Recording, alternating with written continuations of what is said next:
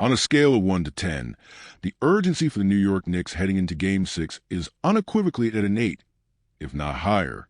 There's no sugarcoating the stakes. This is a must-win game. Losing Game 6 is not just dangerous. It's potentially fatal to the Knicks' postseason hopes.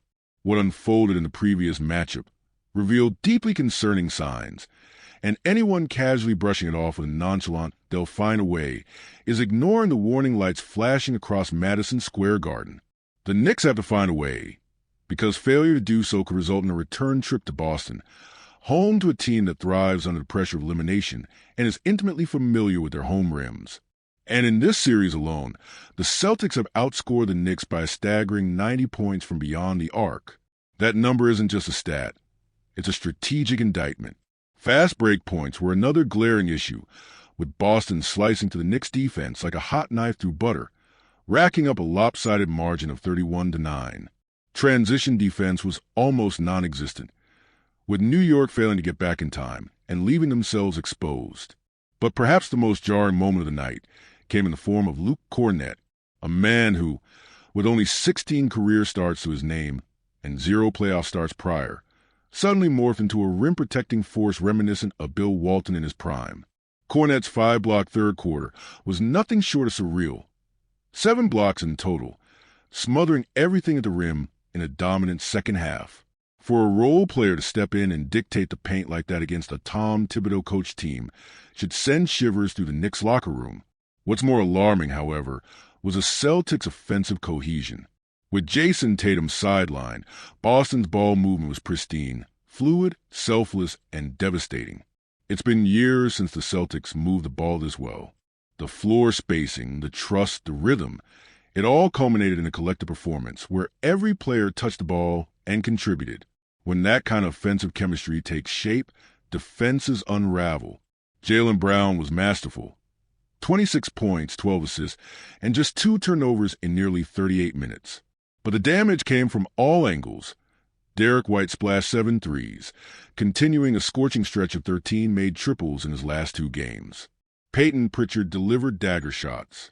Everywhere the Knicks turned, they were getting hit. This Celtics team, let's not forget, has championship DNA. They've been to the finals. They've fought through the wars. And now, galvanized by the emotional absence of Tatum, they are more dangerous than ever. This is not the complacent juggernaut that coasted atop the Eastern Conference standing for months. This is a desperate, locked-in Celtics team, and those are the most lethal kind. Jaylen Brown didn't just perform. He led. His sideline presence, vocal guidance, and relentless play embodied leadership. This is no longer a conversation about whether he's the second-best player behind Tatum. He is the soul of this team, the emotional anchor around which everything is now revolving. The Knicks, by contrast, looked disconnected. Their execution was flat. Offensively, they lacked rhythm, and defensively, they were gasping. Still, there's a thread of hope. Jalen Brunson has made it a habit to bounce back in losses, averaging 36 points in games following defeats, with the team going 3-0 in those matchups. That resilience, that capacity for self-correction, remains the Knicks' lifeline. They've been here before, and if there's one thing this group under Thibodeau has shown, it's an ability to recalibrate. Yet the emotional environment has shifted. The Boston crowd was thunderous, reaching a fever pitch during the third quarter. That building hasn't roared like that all series.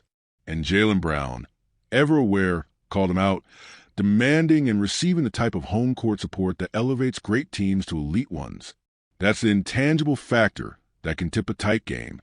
And speaking of tipping the scales, Friday night's officiating looms as a storyline worth watching.